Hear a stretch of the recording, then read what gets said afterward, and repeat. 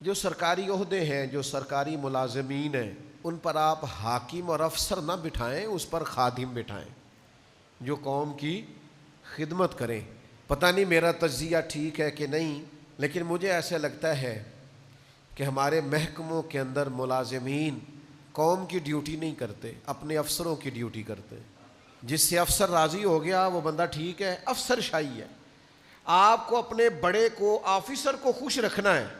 اگر آپ کے تعلقات اس کے ساتھ ٹھیک ہیں تو بھلے آپ ڈیوٹی پہ آئیں چاہے نہ آئیں، سب ٹھیک ہے۔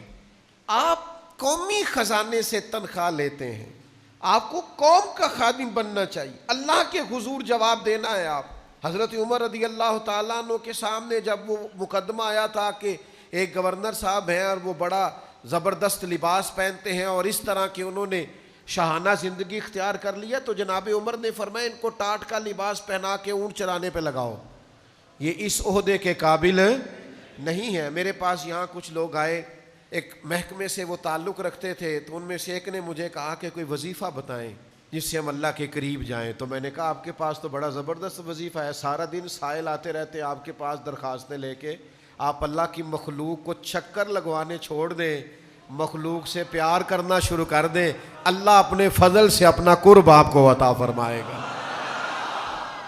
آپ چکر لگواتے ہیں، کل آنا، پرسوں آنا، ٹھہر کے آنا، ناشتہ چل رہا ہے، کھانا چل رہا ہے، چائے چل رہی ہے۔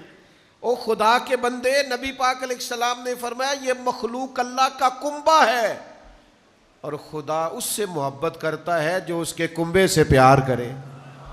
آپ اللہ کے بندوں کے لیے آسانیاں کریں، یہ سب سے بڑا وظیفہ ہے۔